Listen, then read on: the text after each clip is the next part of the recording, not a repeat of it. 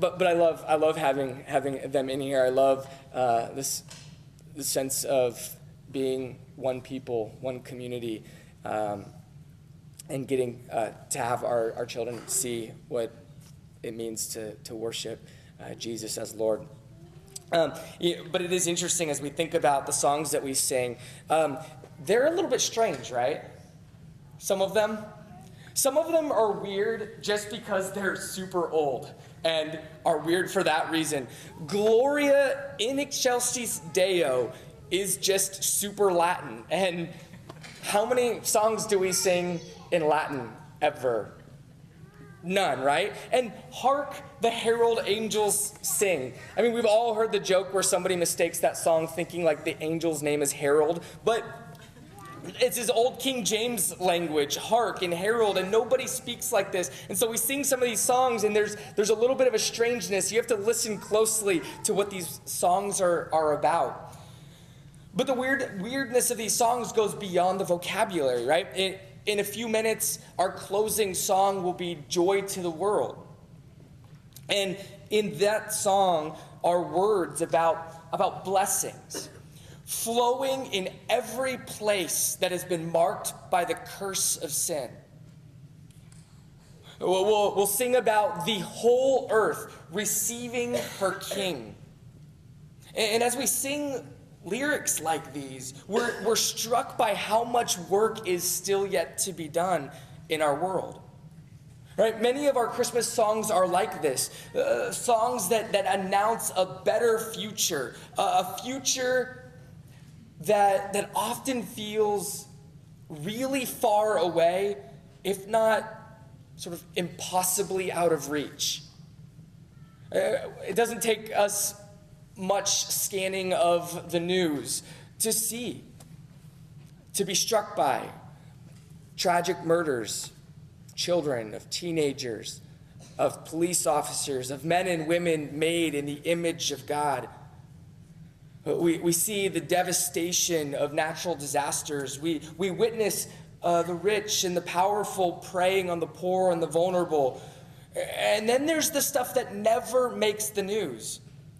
The stuff that we come into contact with on a regular basis among the people that we love and that we live with and are in relationship with.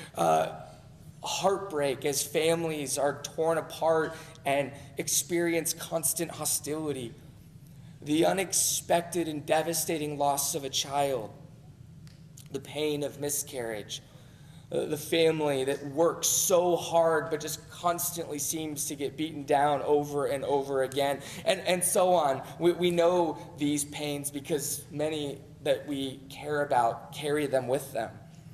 And every time then the church sings a song like Joy to the World, we enter into this real tension. Because real joy can often feel so hard and so distant in the face of what we would call real life. And so it's interesting to me, it fascinates me that so many of our favorite, or at least enduring Christmas songs carry in them this sort of tension. If you go back and listen to them, they carry this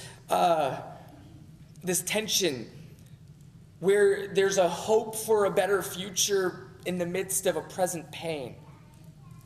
And if I were to take a guess as to where our great songwriters learned to sing like this, it would be from the Bible's Christmas stories themselves. In Matthew chapter 2, we read that after Jesus was born in Bethlehem of Judea, in the days of Herod the king, behold, wise men from the east came to Jerusalem, saying, "Where is he who has been born King of the Jews?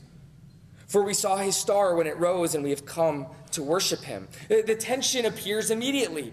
In the days of Herod the king of the Jews has been born. Which one is king? Present reality says that Herod is king, and yet a future is being promised where Jesus is king, and perhaps even already is. But this is more than merely just a choice between present and future rulers. The tension that's being built in the Christmas story as Matthew tells it is far more significant than that. Herod and Jesus, they represent sort of ways of imagining the world. Herod, the king, is in some ways a way of summing up the world as it was. It's a way of characterizing the spirit of the age as Jesus comes into the world. It might be to say Herod the king might be the same as saying naming someone like Hitler and immediately sort of being able to think of all that was represented by Nazi Germany, or Stalin, and you could be talking about communist Russia, or more relevant to our times, you could say a name like Bin Laden and be referring to Al-Qaeda, right? Herod, the name, carries with it a way of interacting with the world, a way of getting on in the world. Herod tells us all we need to know about the world that Jesus is born into. Herod is king in a world where power is seized, it's grasped, where bigger is always better, and where wealth always wins. And I don't know what you know about King Herod, but he's your fairly typical tyrant. He ruled with violence and fear. He had quite the reputation for killing his own family members, sons, when he thought that they might be potential rivals. Caesar, who was an emperor of an incredible amount of territory, once said about Herod, I would rather be Herod's pig than his son. He built these huge buildings to impress his people. He even expanded the temple in Jerusalem, this holy site for the Jewish people. He came in and he built it bigger and made it more elaborate to sort of gain their favor and their goodwill. He built huge palaces all over the land, and he even built for himself this massive mountain palace fortress thing that's just a few miles away from the city of Bethlehem. Bethlehem, the small town in which Jesus was born, hiding beneath the shadow of Herod's massive mountain, is the quiet, humble beginnings of a new king and the promise of a new future.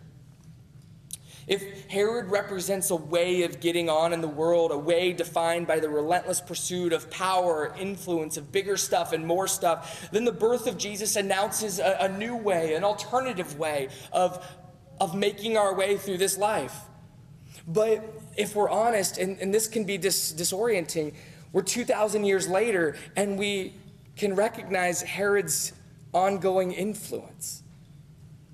His ways continue to influence our world and our lives. Still today, we have a desire for peace. And so when we search for peace, when we're searching for joy, when we want our lives to mean something, and when our lives and our families and our stuff are threatened, like, where do we turn? Who do we look to for answers? And far too often we look to Herod and his ways. You might even say we worship Herod. Herod is far too often our king. And we could think of some of the ways that this works itself out when guns and bombs and drones and the threat of nuclear weapons seem like our best path to peace. We are betraying our loyalties. Herod is our king. When food and sex and houses and fleeting pleasures of life seem like the best path to joy, our lives proclaim that Herod is king. And when building a name for ourselves and leaving a legacy and seeking praise and recognition seem like the best way to build a meaningful life, we show how deeply affected we have been by Herod and his visions of grandeur. And when all of it, our pretend peace, our empty joy, our fading fame, when all of these are then threatened, who do we turn to? Matthew tells us that when a group of wise men come searching for this new king of the Jews, when they come to worship and to pay tribute to this new kingdom, Herod found himself threatened. All that he had built and attained and fought for and was clinging to was threatened if there was a real king, a different king. And we read that, and we read in Matthew's telling that Herod became furious. And his response was to kill all of the male children in Bethlehem and in all that region who were 2 years old or younger. Herod's response is not very creative, right? More violence. That is the best he can come up with. This is his sort of standard response to anything, and here he leans into it again. But the question comes, then what's our alternative? I mean, for us, if we can see the emptiness and the vanity and the horror of Herod's way, that doesn't mean we have an alternative or a better way yet, right? And often, and I don't know if you feel like this in your own life, but it's easy to sort of reject one path. It's easy to say, I'm never going to do that. But unless you have sort of an alternative or another way, when times get hard or when you just don't know what to do, you sort of lean back into that old way, that familiar path. And the ways of Herod become our fallback as well as our default. And the Christmas stories then provide us a powerful place to start reimagining the world. These stories give us a starting place for rethinking who we are and how we fit into this and what God might be up to. Because this is a strange beginning for a new kingdom. A new king is announced, a new way of living in this world is being announced, but this is a strange announcement, right? I mean, think about who God is. By definition, when we think about God, who is more powerful, God or Herod? God, clearly, right? Who has built bigger things, God or Herod? I'm going with God on that one. Who has more wealth and more resources? God. Thanks, Gene. No, I appreciate the help. Right? The scriptures declare, they tell us that God has made the heavens his throne and the earth his footstool. God is the one who stretched the heavens into their place. He spoke the universe into existence. Herod was dust before God got his hands on him. And yet, being more powerful, having a greater reputation, having just more to work with, God's way of dealing with Herod isn't to come in and to smack him around. It's not to overpower him. God doesn't just turn Herod into dust, and God doesn't take from Herod his buildings and his monuments and his wealth. Because God refuses to use Herod's ways. Instead, God begins to demonstrate an alternative way. God lays down his power. God releases the glory and the riches of heaven. 2,000 years ago, Jesus was born.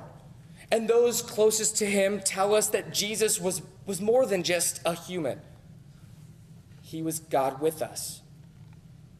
The God who time and again throughout the Hebrew scriptures shows up when his people are in need. The God who draws near to his people, the God who is constantly found to be with his people. Jesus was this God, God with us, we're told.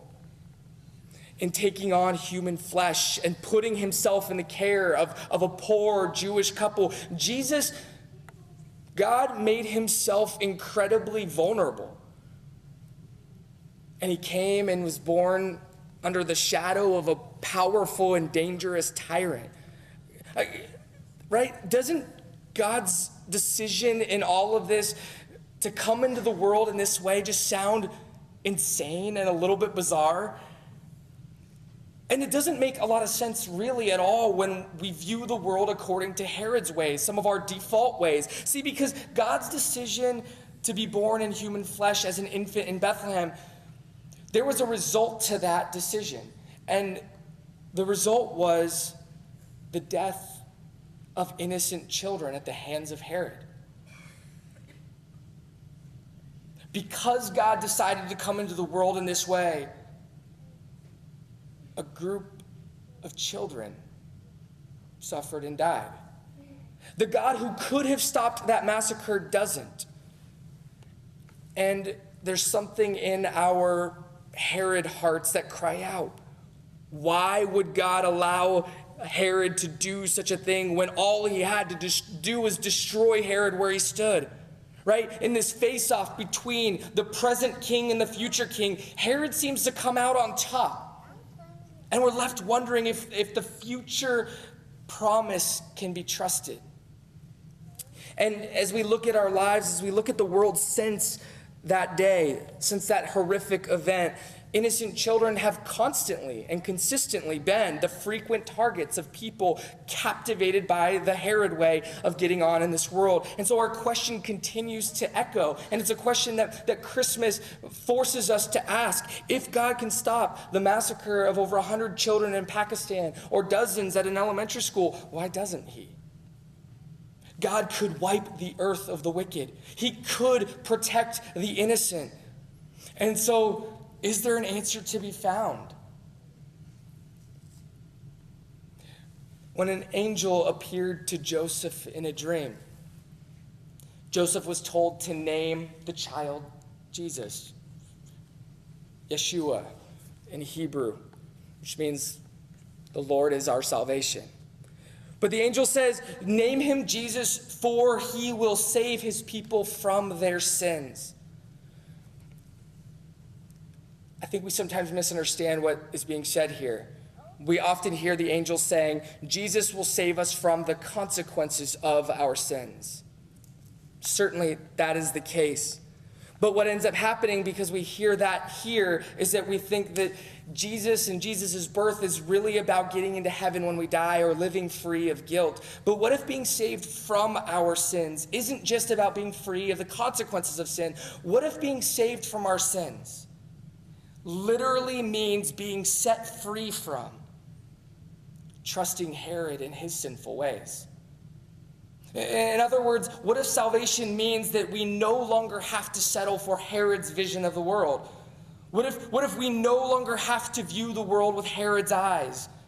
What if Jesus has come to set us free from selfish ambition and from pretend promises of peace and the pursuit of false joy? What if part of the reason that God doesn't zap the bad guys is because that's exactly what Herod would do? What if God has taken on human flesh to show us that the most wicked and the most violent of all people in our world could be transformed by his kindness?